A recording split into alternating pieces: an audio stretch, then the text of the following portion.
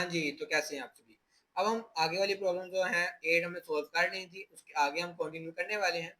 तो उसके लिए हम क्रिएट सबसे पहले जाते हैं, अपना क्वेश्चन रीड करते हैं। ये क्वेश्चन आपको नीचे डिस्क्रिप्शन के अंदर मिल जाएंगे। क्यूब वाला हमने सॉल्व कर लिया है। उसके बाद है find the area of the rectangle, length multiply width की फॉर्म में। हम यहाँ फाइल क्रिएट करेंगे 9 और एरिया डॉट एसक्यूएल।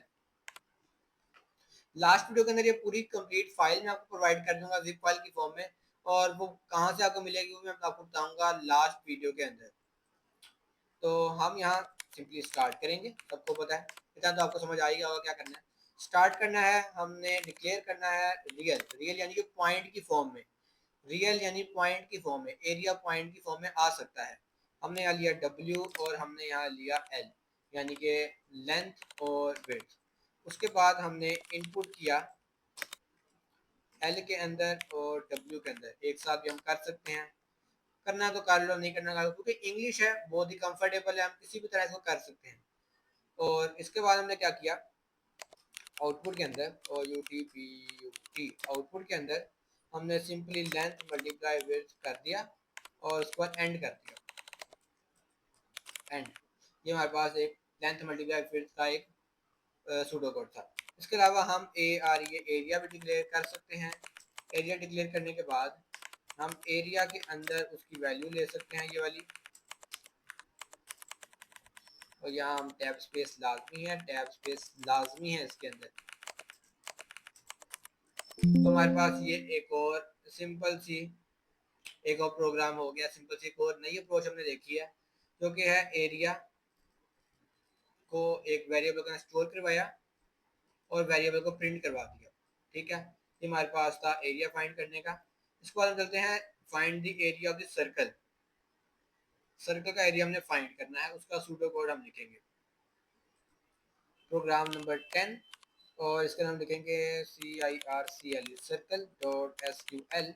इसके नाम क्या करेंगे, सिंपली स्टार्ट करेंगे, लास्ट जाके एंड करेंगे, और दरमियान के अंदर हम सबसे पहले एक रियल नंबर लेंगे जो कि सर्कल का रेडियस होगा। इस रेडियस को हम यूजर से रेडियस ही ले रहे हैं, ठीक हो गया। यूजर से हमने लिया रेडियस आर की फॉर्म में, आर की फॉर्म में रेडियस लेने के बाद हमने क्या किया, इनपुट लिया उससे आर की फॉर्म में, और वेरिएबल का नाम जो है वो सेम होने चाहिए।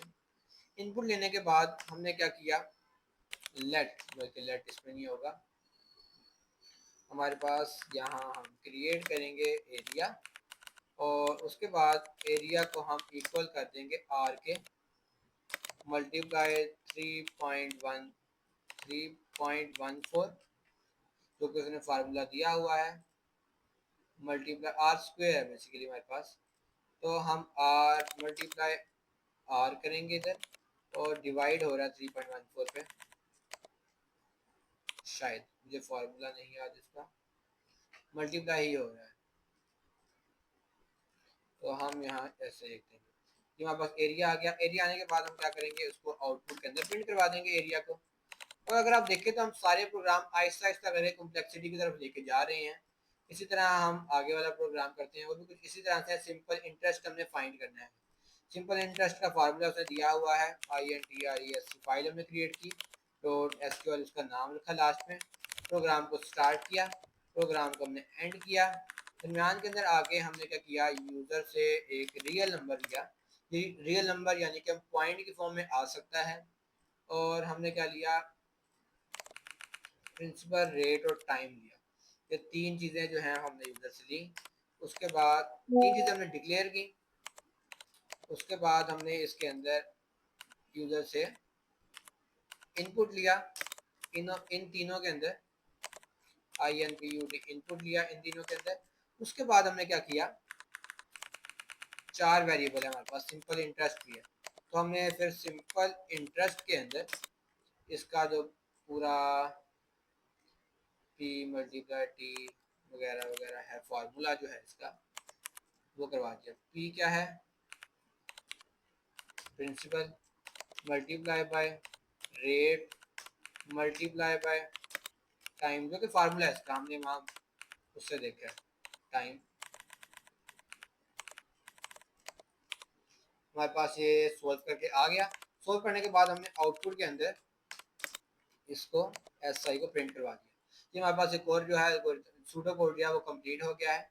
हम आहिस्ता आहिस्ता करके कम्प्लेक्सिटी की तरफ जाएंगे, जैसा कि मैं पहले आपको कई दो बता चुका हूँ।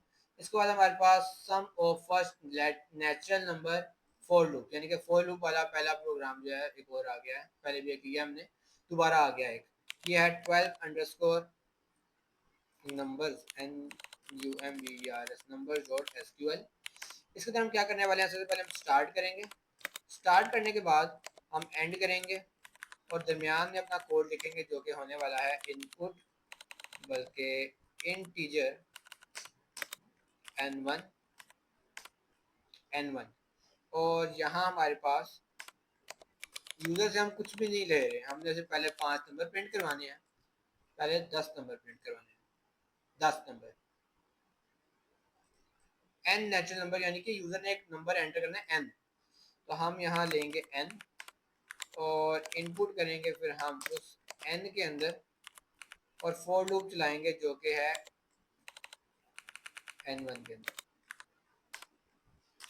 n1 इज इक्वल टू 1, ठीक है।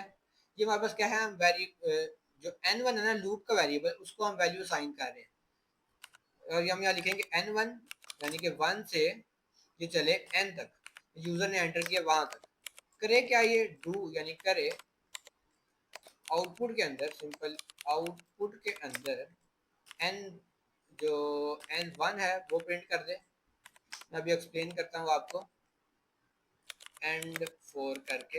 हाँ, अब देखो हमने दो वेरिएबल लिए हैं, एक है n1, एक काम करते हैं a ले लेते हैं और b ले लेते हैं, ठीक है।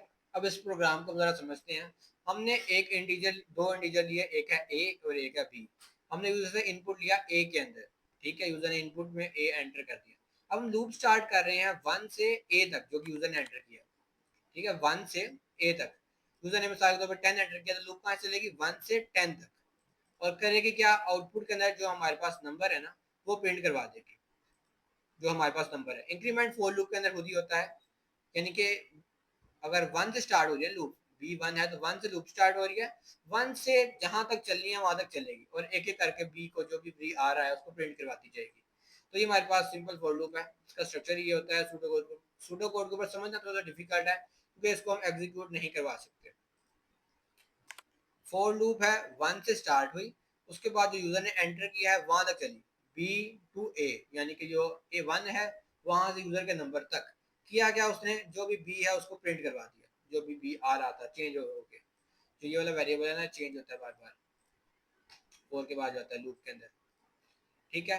इसके बाद हम अगला करते हैं। इसके तो हमारे पास अब अगला प्रोग्राम है वो है डू वाइल लूप के साथ 10 तक गिनती प्रिंट करना, काउंटिंग 10 तक प्रिंट करना। यहाँ हम करेंगे स्टार्ट। स्टार्ट करने के बाद हम यहाँ करेंगे एक दफा एंड। स्टार्टिंग और एंडिंग के दरमियान में हम एक इंटीजर लेंगे।